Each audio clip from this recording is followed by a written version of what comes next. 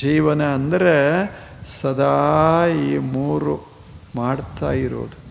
ಕತ್ತಲೆಯಿಂದ ಬೆಳಕಿನತ್ತ ಸಾಕ್ತಾ ಇರೋದು, ಅಸತ್ಯದಿಂದ ಸತ್ಯದತ್ತ ಸಾಕ್ತಾ ಇರೋದು, ದುಃಖದಿಂದ ಸುಖದತ್ತ ಸಾಕ್ತಾ ಇರೋದು, ಅಶಾಂತಿಯಿಂದ ಶಾಂತಿಯತ್ತ ಸಾಕ್ತಾ ಇರುವ ಮಾರ್ಗದಲ್ಲ. ಈ ಮಾರ್ಗಕ್ರಮಣವೇ ಅಧ್ಯಾತ್ಮ ಜೀವನ. ನಡೆಯಬೇಕು, ಇದು ಒಂದು ಸಾಕು. ಅಲ್ಲೇ ಒಬ್ಬ ಹೇಳ್ತಾನೆ, ಎಷ್ಟು ಚಲೋ ಮಾತು ಹೇಳ್ತಾನೆ ಒಬ್ಬ ಅನುಭಾವಿ. ಇದು ಸುಪಥ, ಇದು ಸುಪಥ. ಮನುಷ್ಯನೇ, ನೀನು ನಿನ್ನ ಜೀವನದಲ್ಲಿ ಏನನ್ನಾದರೂ ಸಾಧಿಸಬೇಕಾರೆ ಬಿಡು, ಆದರೆ ಪಥ ಬಿಡಬೇಡ. ನೀನೇನು ಬಹಳ ದೊಡ್ಡ ವ್ಯಕ್ತಿ ಆಗಬಹುದು, ಆಗಲಿಕ್ಕಿಲ್ಲ. ಆಗದಿದ್ದರೆ ಏನು ದೊಡ್ಡ ಹಾನಿ ಆಗೋದಿಲ್ಲ. ನೀನು ಒಂದು ಅಬ್ಜಾದೇಶ ಆಗದೇ ಇದ್ದರೆ ಏನು ದೊಡ್ಡ ಹಾನಿ ಆಗೋದಿಲ್ಲ. ಆದರೆ ತಪ್ಪಿ ಒಂದು ಹೆಜ್ಜೆ ಇಟ್ಟರೆ ಹಾನಿಯಾಗ್ತದೆ. ನೀನು ದೊಡ್ಡ ವಿದ್ವಾಂಸ ಆಗಬೇಕಂತೇನಿಲ್ಲ, ಆದರೆ ಹೆಜ್ಜೆ ತಪ್ಪಿತು ಅಂದರೆ ಜೀವನ ಹಾಳಾಗ್ತದೆ. ಒಂದಿಷ್ಟು ನೋಡು, ಹಿಂದೆ ಸ್ವಲ್ಪ ಕಣ್ಣಾಡಿಸು. ಭೂತಕಾಲದಲ್ಲಿ ಯಾರು ಯಾರು ಮಹಾನುಭಾವರು, ಶ್ರೇಷ್ಠರು, ಬುದ್ಧಿವಂತರು ಏನು ನಡೆದಾರ, ಯಾವಾಗ ತಪ್ಪ್ಯಾರ, ಏನಾಗ್ಯದ ಸ್ವಲ್ಪ ಯೋಚನಾ. ಎಷ್ಟು ಕಿವಿಮಾತು. ಸುಪಥ ರಾಯೇ ಅಸ್ಮಾನ್.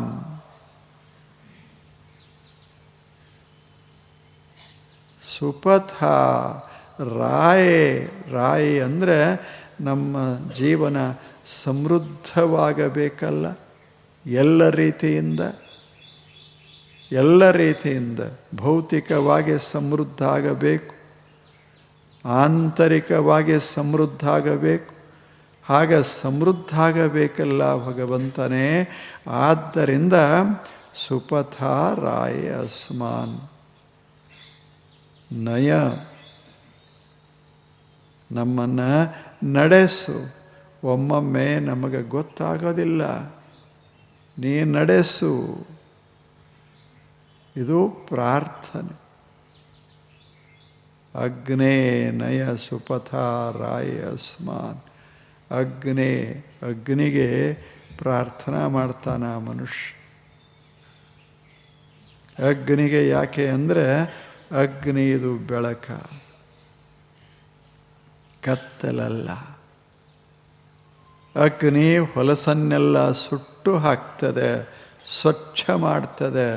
ಅಗ್ನಿ ಕತ್ತಲೆಯನ್ನು ತೆಗೆದು ಹಾಕ್ತದೆ. ಅಗ್ನಿ ಮಾಲಿನ್ಯವನ್ನು ನಾಶ ಮಾಡ್ತದೆ. ಅಗ್ನಿ ಅಂಥ ಅಗ್ನಿ ಇದು ದೇವತಾ ಅಂತ ಭಾವಿಸಿ ಆತ ಪ್ರಾರ್ಥಿಸ್ತಾನೆ.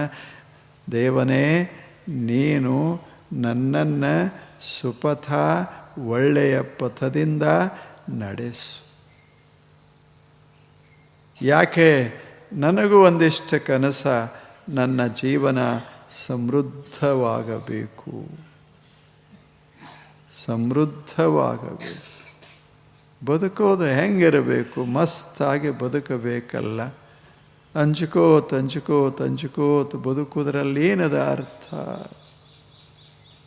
ಹೇಳಿ? ಬಂಧನದಲ್ಲಿ ಬದುಕೋದ್ರಾಗ ಏನದ ಅರ್ಥ? ಒಂದು ಪಕ್ಷಿ ಇತ್ತು, ಒಂದು ಪಕ್ಷಿ. ಅದನ್ನು ಹಿಡಿದು ತಂದ ಒಬ್ಬ ಭಾರಿ ದೊಡ್ಡ ಮಹಾರಾಜ್. ಆ ಪಕ್ಷಿಯನ್ನು ಹಿಡಿದು ತಂದು ಒಂದು ಪಂಜರದಲ್ಲಿ ಹಾಕಿದ. ಚಲೋ ದೊಡ್ಡ ಪಂಜರ, ಏನು ಬಂಗಾರ ಪಂಜರ. ಅದಕ್ಕೆ ರತ್ನಗಳನ್ನು ಜೋಡಿಸಿದ್ದ. ಬಟ್ಟಲುಗಳು ಎಂಥ ಒಳ್ಳೆಯ ಬಟ್ಟಲುಗಳಲ್ಲಿ ಪದಾರ್ಥ ಹಣ್ಣ ಹಂಪಲ ಎಲ್ಲ ಇಡ್ತಿದ್ದ. ವರುಷ ಹೋಯಿತು, ಅದು ಹಕ್ಕಿ ಮಾತಾಡ್ತಿತ್ತು. ಮಹಾರಾಜ ಅದರ ಕೂಡ ಸಮಯ ಕಳೀತಿದ್ದ ಬಹಳ ಸಂತೋಷವಾಗಿ.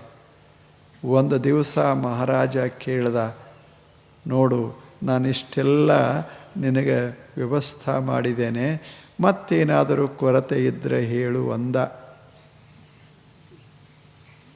ಏನು ಹೇಳ್ತಿ ಅದನ್ನು ನಾನು ಕೊಡ್ತೀನಿ ಹೇಳು ಅಂತ. ಆವಾಗ ಹಕ್ಕಿ ಹೇಳ್ತು, ಕೊಡ್ತೀಯಾ ಮಾತು ಕೊಡು ಅಂತು ಹಕ್ಕಿ. ಆಗಲಿ ಏನು ಬೇಕಾದ್ದು ಹೇಳು, ಅದು ಅಮೇರಿಕಾದಾಗಿದ್ದರೂ ತರಿಸ್ತೇನೆ, ಜಪಾನ್ದಾಗಿದ್ದರೂ ತರಿಸ್ತೇನೆ, ನಿನ್ನ ಇಚ್ಛೆ ಏನದ ಪೂರ್ತಿ ಮಾಡ್ತೇನೆ ಅಂದ ಮಹಾರಾಜ್. ಆವಾಗ ಹಕ್ಕಿ ಹೇಳ್ತು, ಮಹಾರಾಜನೇ ನನಗೆ ಒಂದು ನೀನು ಕೆಲಸ ಮಾಡ್ರಿ. ಏನು ಇದೇನು ಅದಲ್ಲ ಪಂಜರ, ಇದರ ಬಾಗಿಲ ತೆಗಿಯ.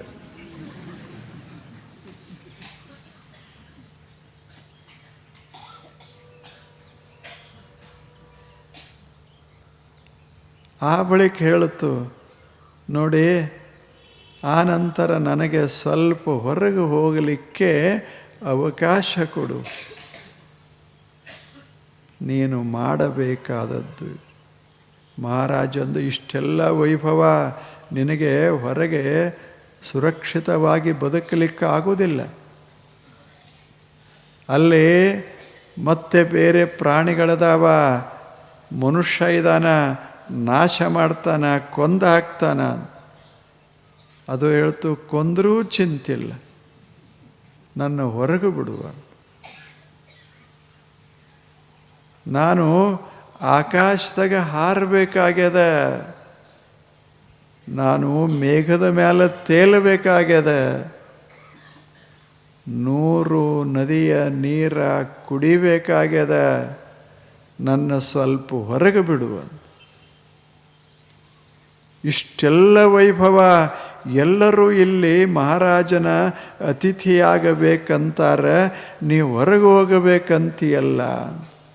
ಅವರು ಮನುಷ್ಯರು, ನಾವು ಬೇರೆ, ನಾವು ಮರೆಯವರಲ್ಲ, ಅವರು ನೆನಪು ಮಾಡ್ಕೊಳ್ಳೋರಲ್ಲ. There is so much difference between you and we. ಭಾಳ ಅಂತರದ ನಿಮಗ.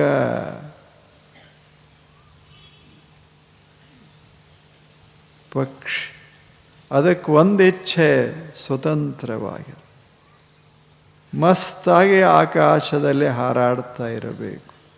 ಸಾವು ಮಹತ್ವದ್ದಲ್ಲ, ನಾಳೆ ಒಂದೇ ಕ್ಷಣದಾಗ ಸತ್ರು ಚಿಂತಿಲ್ಲ, ಇಲ್ಲಿ 100 ವರ್ಷ ಬದುಕಿದ್ರು ಬೇಡ ನಿನ್ನ ಪಂಜರದಾಗ ಅಂತ. ಹೆಂಗಿರಬೇಕು? ಏನು ಸ್ವಾತಂತ್ರ್ಯ? ಬಂಧನದಿಂದ ಸ್ವಾತಂತ್ರ್ಯದತ್ತ, ಕತ್ತಲೆಯಿಂದ ಬೆಳಕಿನತ್ತ, ಮರಣದಿಂದ ಅಮೃತದತ್ತ ಸಾಗಬೇಕು. ಆ ಬಯಕೆ ಎಷ್ಟು ಚಲೋ ಇಲ್ಲ. ನಾವು ಅಂತೇವಿ ಎಲ್ಲರೂ, ಅಸತೋಮ ಸದ್ಗಮಯ ಮೃತ್ಯೋರ್ಮ ಅಮೃತಂಗಮಯ. ಏನೋ ಮಾಡಿದಾರ, ಎಂಥ ಅದ್ಭುತ ಮಾತನ್ನು ಹೇಳಿದಾರ. ಜ್ಯೋತಿರ್ಗ ಎಷ್ಟು ಛಲೋ 3 ಮಾತು. ಏನು ಋಷಿಗಳ ಆಡುವ ಸುಂದರ ಸುಂದರ ಮಾತುಗಳು. ಭಾರತ ಯಾಕೆ ಭಾರತ ಅಂದರೆ ಇಂಥ ಮಾತುಗಳಿಂದ ಶ್ರೀಮಂತವಾಗ್ಯದ ಭಾರತ. ಸಾವಿರ ಸಾವಿರ ಸಂತರು ಮಹಂತರು ಬಂದು ಹೋದರು, ಎಂಥ ಅದ್ಭುತ ಮಾತುಗಳನ್ನಾಡಿದರು. ಅವೇ ಭಾರತ ದೇಶದ ಸಂಪತ್ತು. ಆ ಸಂಪತ್ತಿನ ಮಾಲೀಕರು ನಾವು. ಆದ್ದರಿಂದ ನಾವು ಸುದೈವಿಗಳು, ಭಾರತೀಯರು. ಭಾರತೀಯರು. ಸುಮ್ಮನೆ ಹಿಂಗೆ ನಾವು ಈ ಜಗತ್ತಿಗೆ ಬರುವುದರಾಗ ಇವು ಕಲ್ಸಕ್ಕೆ ಶುರು ಮಾಡ್ತಾರೆ. ಅಸತೋಮ ಅನ್ನು ತಮಸೋಮ ಅನ್ನು ಅನ್ಸಕ್ಕೆ ಶುರು ಮಾಡ್ತಾರೆ. ಗೊತ್ತಾಗಲಿ ಬಿಡಲಿ, ಮುಂದೆ ಗೊತ್ತಾಗ್ತದೆ. ಹಂಗೆ ಈ ದೇಶದಲ್ಲಿ ಕಲಿಸ್ತ. ಇದು ನೀತಿಶಾಸ್ತ್ರ. ಇಲ್ಲೇನು ಎಷ್ಟು ಮಹತ್ವದ ಶಾಸ್ತ್ರದ. ಇನ್ನು ನೀವು ಮನೆಗೆ ಸೀದಾ ಮನೆಗೆ ಹೋದರೆ ನೀತಿಶಾಸ್ತ್ರ. ಹಾದ್ಯಾಗ ಮತ್ತು ಆ ಕಡೆ ಈ ಕಡೆ ಏನರೇ ಆಯಿತು, ನೀತಿಶಾಸ್ತ್ರ ಹೋಯ್ತು. ಮನ್ಯಾಗ ಮಸ್ತಾಗಿ ಅಡುಗೆ ಮಾಡಿ ತಯಾರು ಮಾಡಿದಾರ.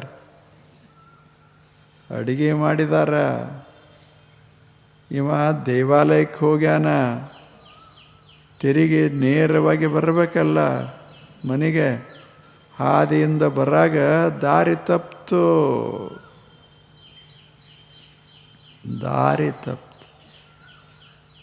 4 ಮಂದಿ ಗಂಟು ಬಿದ್ದರು ನಡುವ. ತಪ್ಸೋರು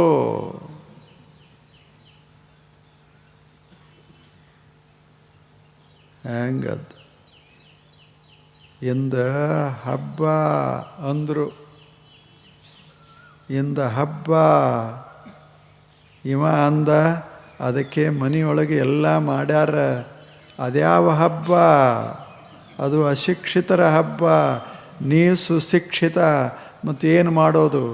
ಈ ಕಡೆ ನಮ್ಮ ಕೂಡ ಬಾ ತೋರಿಸ್ತೇವೆ. ಇದು ಹಬ್ಬ ಮಾಡೋ ರೀತಿ. ಹಬ್ಬ ಹೆಂಗಿರಬೇಕು? ಮಸ್ತ್ ಇರಬೇಕು. ಈ ಜಗತ್ತಿನ ಭಾನ ಹೋಗಿರಬೇಕು. ಹಂಗೆ ಹಬ್ಬ ಮಾಡು. ಇಲ್ಲೇನು ದಾರಿ ತಪ್ತದ. ದೇವಾಲಯಕ್ಕೆ ಹೋದರೆ ಏನಾಯಿತು? ದೇವಾಲಯದಿಂದ ಮನೆಗೆ ಬರುವುದರಾಗ ದಾರಿ ತಪ್ಪಿರ್ತಾವ. ಮನೆಯಿಂದ ಹೊರಗೆ ಹೋಗುವುದರಾಗ ದಾರಿ ತಪ್ಪಿರ್ತಾವ. ಮನುಷ್ಯನೇ ಜಾಗೃತ. ಉತ್ತಿಷ್ಠತ ಜಾಗ್ರತ. ಇಲ್ಲ ಪ್ರಾಪ್ಯವರ ನಿಬೋಧತ. ಉತ್ತಿಷ್ಠತ ಜಾಗ್ರತ ಪ್ರಾಪ್ಯವರಾನ್ ನಿಬೋಧತ. ಈ ಮಾತು ಹೇಳಿದವರು ಯಾರು? ಋಷಿಗಳು. ಯಾವಾಗ 4-5 ಸಾವಿರ ವರ್ಷಗಳ ಹಿಂದೆ ಈ ಅದ್ಭುತ ಮಾತು ಹೇಳಿದರು. ಉತ್ತಿಷ್ಠತ ಜಾಗ್ರತ ಪ್ರಾಪ್ಯವರಾನ್. ಗುರುಗಳನ್ನು ಸಂಧಿಸಿ, ವರರು ಅಂದರೆ ಗುರುಗಳು, ಬಲ್ಲವರು. ಪ್ರಾಪ್ಯ ಅವರ ಹತ್ತಿರ ಹೋಗಿ ವರಾನ್ನ ಪ್ರಾಪ್ಯ ನಿಬೋಧತ ತಿಳಿದುಕೋ. ದಾರಿ ತಿಳಿದುಕೊಳ್ಳೋದು. ಯಾವ ದಾರಿಯಿಂದ ನಾನು ಹೋಗಬೇಕು ಅದನ್ನು ತಿಳಿದುಕೊಳ್ಳೋದಕ್ಕಾಗಿ ವರಾನ್ನ ಪ್ರಾಪ್ಯ ಅದಾರ. ವರ ಅಂದರೆ ಶ್ರೇಷ್ಠ. ಮತ್ತು ಈ ವರ ಅಲ್ಲ, ವರ ಶ್ರೇಷ್ಠರದಾರ ವಿಶ್ವದಲ್ಲಿ, ಜಗತ್ತಿನಲ್ಲಿ. ಅಂಥವರ ಸಮೀಪಕ್ಕೆ ಹೋಗು. ಶಿವಪಥ ಅರಿವಡೆ ಗುರುಪಥ ಹೋಗು. ಅವರತ್ತ ಹೋಗು. ಗುರುಪಥ ಶಿವಪಥ ಅರಿವಡೆ. ಈ ಮಾರ್ಗ ಗೊತ್ತಾಗಬೇಕಾದರೆ ಗುರುಗಳ ಹತ್ತಿರ ಹೋಗಬೇಕು. ವರಾನ್ ಶ್ರೇಷ್ಠರು, ಮಹಾನುಭಾವರು. ಅವರನ್ನು ಪ್ರಾಪ್ಯ, ಅವರನ್ನು ಸಂಧಿಸಿ ಏನು ಮಾಡು? ನಿಬೋಧತ ತಿಳಿದುಕೋ. ಏನು? ಕತ್ತಲೆಯಿಂದ ಬೆಳಕಿನತ್ತ ಹೋಗೋದು ಹೇಗೆ? ಅಸತ್ಯದಿಂದ ಸತ್ಯದತ್ತ ಹೋಗೋದು ಹೇಗೆ? ದುಃಖದಿಂದ ಸುಖದತ್ತ ಹೋಗೋದು ಹೇಗೆ? ತಿಳಿದುಕೋ. ಎಷ್ಟು ಛಲೋ! ಇದು ನೀತಿಶಾಸ್ತ್ರ. ನೀತಿಶಾಸ್ತ್ರ. ಅದಕ್ಕೆ ಅವರು ಅಂದರು ಏಕಾಯ. ಏಕಾಯ ಭಾಳ ಚಲೋ ಮಾತು ಹೇಳಿ. ಅದರ ಅರ್ಥ ಋಷಿಗಳು ಹೇಳೋದದು. ನೀತಿಶಾಸ್ತ್ರಂ ಏಕಾಯ. ಅದು ದಾರಿ ಎಂಥದು ಸಿಮೆಂಟ್ ದಾರಿ ಅಲ್ಲ, ಹೆದ್ದಾರಿ ಅಲ್ಲ, ಕಾಲ್ದಾರಿ. ಏಕಾಯನಂ. ಅದಕ್ಕೆ ಏಕಾಯನ ಅಂತ ಹೆಸರ ಕೊಟ್ಟರು ಋಷಿಗಳು. ಛಾಂದೋಗ್ಯ ಅಂತ ಒಂದು ಉಪನಿಷತ್ತು, ಬಹಳ ದೊಡ್ಡದಾದ ಒಳ್ಳೆಯ ಸುಂದರವಾದ ಉಪನಿಷತ್ತು. ಭಾರತ ದೇಶದ ಅಧ್ಯಾತ್ಮ ಸಂಪತ್ತನ್ನು ಹೊಂದಿದ ಉಪನಿಷತ್ತು. ಅಲ್ಲೇ ಹೇಳ್ತಾರೆ ಏಕಾಯನಂ. ನಾನು ತಿಳ್ಕೊಂಡೆ ಏಕಾಯನವನ್ನು. ಏಕಾಯನ ಅಂದರೆ ದಾರಿ, ಒಬ್ಬನೇ ಹೋಗೋ ದಾರಿ, ಕಾಲ್ದಾರಿ. ಉಳಿದ ಕಡೆ ದೊಡ್ಡ ದೊಡ್ಡ ದಾರಿಗಳದಾವ. ಈಗ ಮುಂಬೈಗೆ ಹೋಗಲಿಕ್ಕೆ ಭಾರಿ ದೊಡ್ಡ ದಾರಿಗಳದಾವ, ಇಲ್ಲೇನು? ಅದರಲ್ಲಿ ಭಾರಿ ಒಂದು ಸಪ್ತತಾರ ಹೋಟೆಲ್ಗೆ ಹೋಗಲಿಕ್ಕೆ ಇನ್ನಷ್ಟು ಸುಂದರ ದಾರಿಗಳದಾವ. ಎಲ್ಲ ದಾರಿಗಳದಾವ. ಆದರೆ ಅಲ್ಲಿ ದೊಡ್ಡ ದೊಡ್ಡ ದಾರಿಗಳ ಹಾಕ್ಯಾರ. ಇಲ್ಲಿ ಹಾಗಿಲ್ಲ. ಈ ದಾರಿಯೊಳಗೆ ಬಹಳ ಜನ ಬರುವುದಿಲ್ಲ. ಅದಕ್ಕಿದು ಕಾಲ್ದಾರಿ ಅಷ್ಟೆ, ಕಾಲು ದಾರಿ. ಇದು ಸುಂದರವಾದಂಥ ಅರಣ್ಯಕ್ಕೆ, ಸಾಗರಕ್ಕೆ ಹೋಗುವ ದಾರಿ ಇದು. ಈ ದಾರಿಯೊಳಗೆ ನಿಧಾನವಾಗಿ ನಿಧಾನವಾಗಿ ನಡೆದು ಸಾಗಬೇಕಾಗ್ತದೆ. ಏಕಾಯನಂ, ಕಾಲು ದಾರಿ. ಯಾರೂ ಇಲ್ಲ, ನಾವೊಬ್ಬನೇ ಹೆಂಗೆ ಹೋಗಲಿ ಅಂತ ಅನಬೇಡ. ಬರಲಿ ಬಿಡಲಿ, ನೀನೊಬ್ಬ ಸಾಗು ನಿನ್ನ ದಾರಿಯಿಂದ. ಈ ದಾರಿಯಾಗ ಭಾಳ ಜನ ಬರುವುದಿಲ್ಲ.